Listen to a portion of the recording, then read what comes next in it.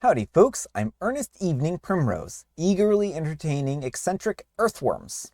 I'm Amber. And here are more eccentric earthworms for us to entertain. They all wear little top hats, and they're very eccentric. Well, that sounds cute. Let's get started. Alright, folks, and our first letter is titled, Am I the Jerk for Being Angry That My Roommate Won't Clean Because She Quote-Unquote Doesn't Own the House? My husband and I, a 36-year-old female, own a large house. A few years ago, we decided that we wanted to use our extra space to help young people who needed financial support while finishing school.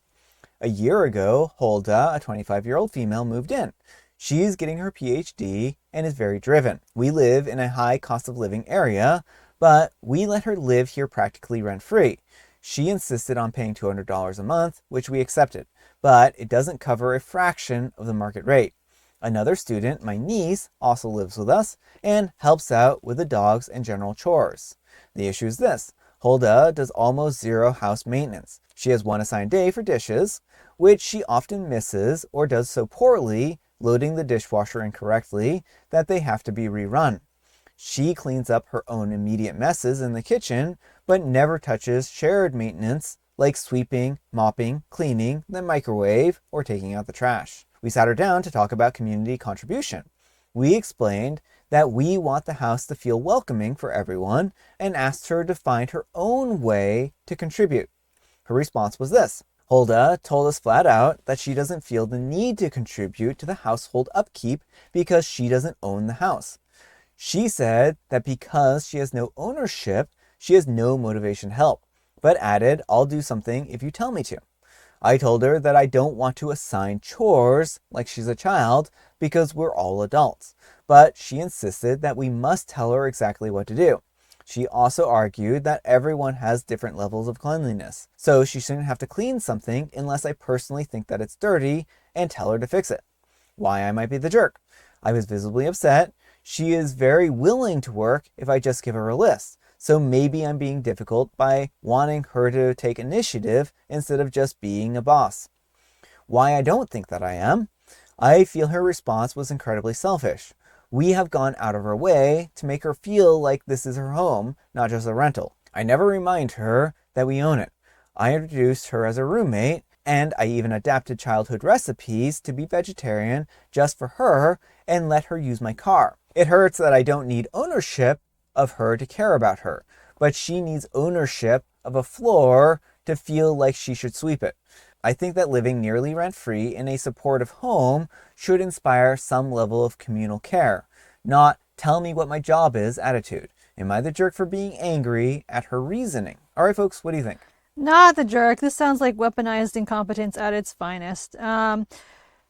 First of all, you think we can tell our apartment complex that since we don't own the apartment, we don't have to clean anymore? Yeah, I mean, we'll just trash everything, right? That's not how it works. Like, it doesn't matter if you own a living space or not. It's perfectly reasonable to have some amount of cleanliness standards. And in fact, a lot of places do have like annual inspections and whatnot to make sure that places aren't getting trashed. Now, if they do have different ideas of cleanliness, it can be worthwhile to have a conversation about what standards are fair to everyone involved, but OP should not have to be doling out chores like she's a child. I understand, like, they could have a chore schedule, and like she has one set of tasks, OP has one set of tasks, and the husband has one set of tasks that you set, and then everyone just always does their tasks. That might be worth doing, but it should not be a situation where OP has to constantly be assigning chores. So I think that OP can alleviate a lot of friction here by just saying, well, once a week you need to do this, twice a week you need to do this, and just give them a list of chores that, are hers and hers alone, and then everyone else can work around and do their own, type of chores in the way that they normally would, right? Although it sounds like OP has like given chores before, and like they're not like they sometimes they're done right and sometimes they're not, which Yeah, and I think at that point in time, OP has every right to go back and say, hey, can you actually just do this right? Because if she's loading the dishwasher wrong, then I think this is one of those situations where OP needs to sit down with her and say, hey, can you load the dishwasher in this very specific way? If you don't, then the dishes aren't going to get clean, right? And make her redo it. And that way she's redoing it and she can kind of see like what the ramifications of that are, right? I feel bad for OP because I think that they are actually one of the very few types of people who are renting that are actually like a good individual. Like they're not doing this to turn a profit. They're not doing this because they are looking to like squeeze more money out of other people. They're doing this because they want to help people out and live in a high cost of living area, right? Yeah, and it's just unfortunate. It's like, why can't the people who are good find the other people who are good, you know? Yeah, well, and I think in the end, what OP needs to do is when they take in a person, they need to just put in the lease that they'll be responsible for a certain number of chores, right? And then that way, there's no question about what, and make that part of the, payment of living there, right? That way, there's no question about what their responsibilities are financially or what else, right? But let me know what you folks think. So anyhow, take care and good luck. Alright folks, and our next letter is titled, Am I a Jerk for Sending My Ex's New Girlfriend Fake Screenshots Because I Honestly Don't Think That He Deserves a Happy Relationship?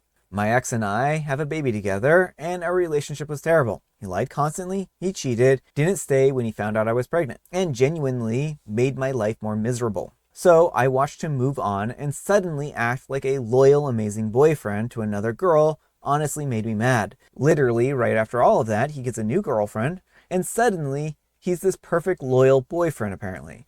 Meanwhile, I'm sitting there like, are we talking about the same person? So yes, I edited screenshots and sent them to his girlfriend to make it look like he was cheating on her. And honestly, it's not like I did this for no reason. The man put me through actual hell, and somehow I'm supposed to just sit there quietly while he plays house with another girl. I was angry at both of them. Him because he acts like he deserves his new happy relationship after everything he did, and after choosing not to get back together with me when I found out I was pregnant.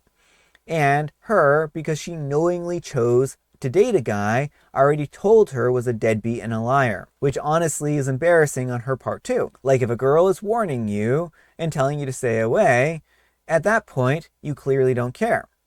People are acting like I randomly targeted some innocent girl when I knew exactly what kind of situation she was stepping into and still wanted to play happy family with him anyways. And if I'm being honest, yeah, I didn't want them together. Sorry. I didn't want him happy. I didn't think that he deserved it, but after all he did, I don't think that makes me a jerk. All right, folks, what do you think? Yes, OP, you're the jerk, and I think it's time to do some self-reflection. If you can afford therapy, it may be worth it. I understand that you are hurt, that he doesn't want to be in a relationship with you, but that doesn't give you the right to lie and deceive. Let his character speak for him. If he is going to be a bad partner to her, it will come out eventually. I think it would have been fair to tell her about the things that he did during the course of your relationship.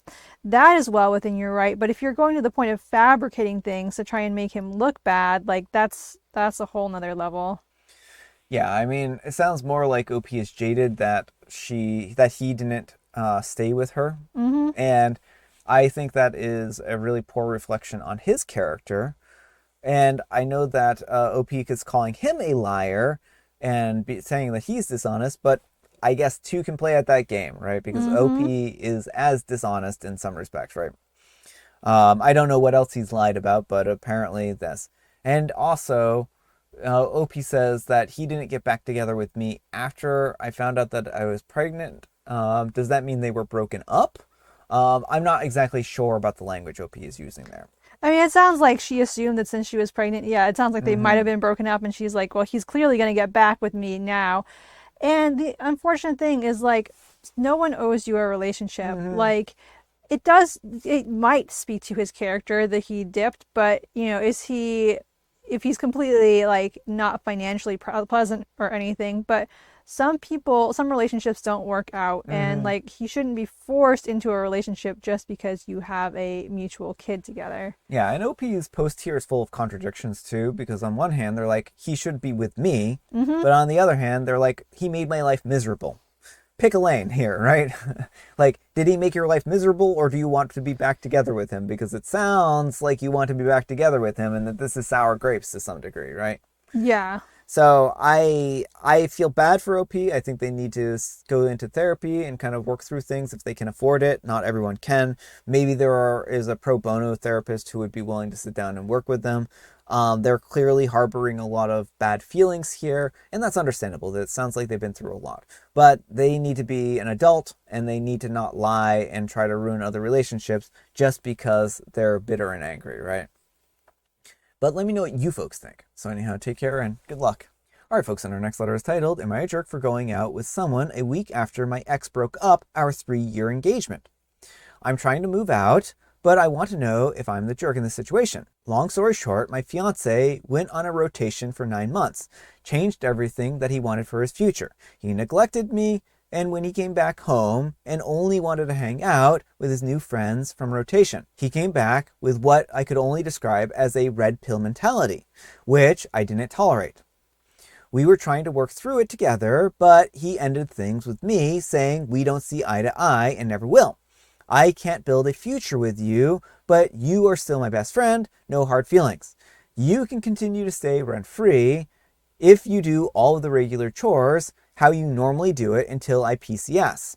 And I agreed. This is where I'm confused. Well, a week passed, and I downloaded Tinder on Friday, and then I went on a date on Sunday. The next morning, Monday, I took out the dogs, and when I came back, he questioned me for who I was with, and when I was not giving him info, he said something straight from my messages with the guy I saw.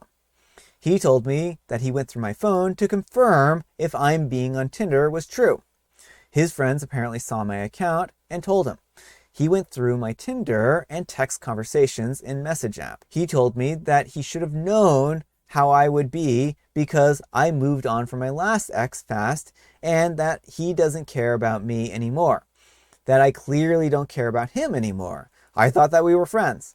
He said, "Oh, I'm going to tell my mom now." She sided with him and was disappointed in me. From what I can tell, his friends also sided with him. But the people in my life said that he shouldn't care if he is the one who broke up a 3-year engagement. Am I the jerk? All right, folks, what do you think? No, you're not the jerk, and you don't have to take what his friends and his mom say to heart. Of course, they're going to side with him. They're biased toward him.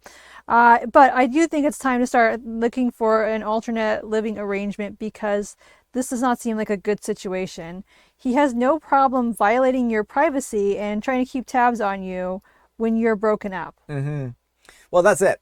Is he broke up with OP? He's like, yeah, too bad, so sad. We don't see eye to eye anymore. But we can still be friends as long as you keep cleaning my house. Yeah. And then he goes through OP's stuff. Like, this is a huge red flag. It feels more like he wanted OP to beg to come back to him. Or he wanted to keep his options open. Like, he wants OP, like, at his beck and call, but also to be able to see other people. Well, I read it more as like he was trying to break OP down and thought that she was going to be like, "Oh no, please, I'll change, my perspective on things, if it means that you won't break up with me or something like that." Because it feels more like a manipulative power move type of thing, where he's like, "Oh, she'll need me, and I'll prove to her that she needs me." But then she's like, well, I guess I'm going to move on and be go into another relationship. But he could also be using this as a way to play on the side too, right? So I think that OP is smart and wise to get out of this situation as fast as possible is really what it boils down to. Mm-hmm. But let me know what you folks think. So anyhow, take care and good luck. Oh, I just want to clarify one thing, because I said, like, I don't remember exact wording, that like they're not even in a relationship and he's creeping on her. That would still be not okay if they were in a relationship. Like, you don't get to invade someone's personal messages. Exactly. All right, folks, and our next letter is titled, Am I the Jerk? Personal Trainer Disagreement. I was late to the gym today, and as a result, my personal trainer had to wait 5 minutes after our appointment got started. I walk up to him and I apologize. He responds by loudly exclaiming that his time is valuable and that I should have more respect for it. He wanted people to hear. He looked around to make sure they did. It was embarrassing.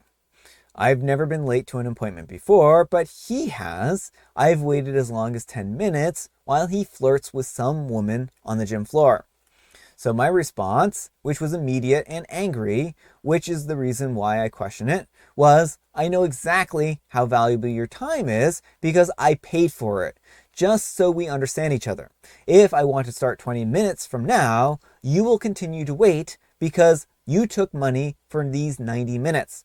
Maybe not the jerk yet, but then I saw him getting ready to put on another show for the audience. He puffed up his chest, he took a deep breath in, and just started to talk, and I said, as a matter of fact, I'm thirsty, wait here. And then I went to the juice bar and I ordered a smoothie. He stared at me as I made it. Then I drank it while he waited. Then I went to his office and I pulled him out to train me the rest of the time. At the time, I thought, if you want to embarrass people, let's see how you like it. But now I wonder if I shouldn't have just been the bigger person and spoken to him privately. All right, folks, what do you think?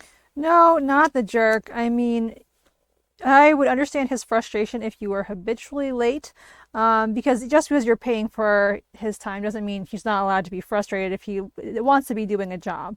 But this sounds like a one-off, and like he's the one who's habitually late.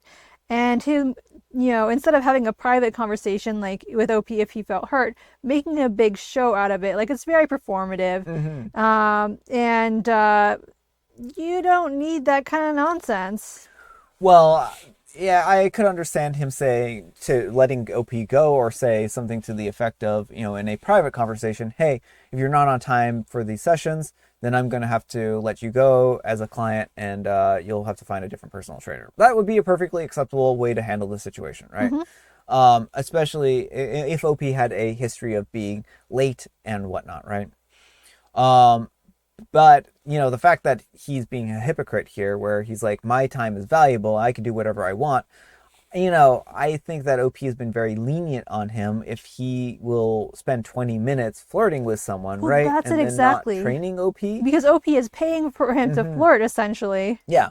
So I think that OP should find a new personal trainer because it just doesn't sound like this guy is really all that, worth it. So hopefully OP, does find a different person because I think this guy is very disrespectful. But let me know what you folks think. So anyhow, take care and good luck. All right, folks, it is tea time. Grab your beverages of choice. I've got some tea right here. And Amber, she has a joke. What did the tree say to its branches when the summer turned into fall? Leave me alone. Oh, that's it. That is it. Yeah, I mean, that's like the oldest one in the book. I was hoping there was a twist on that. And I have Mega Mint. And folks, today is a very special day. I don't think I've had this. I think I lost this rock and then I found it. So it's lost and found rock day. So if you lose a rock and then you find it, then that's your day. All right, folks, that's all the time we have for today. Thank you so much for watching. Happy Manic Monday, folks. I hope your Monday is off to a great start. Amber, we need some kind of moral advice and or guidance, and please have it on sending fake messages to ex's girlfriends. Don't do it. It's fine to speak honestly about someone's past behavior to warn them, but don't intentionally lie. But thanks so much for watching, and we'll see you all tomorrow. Bye.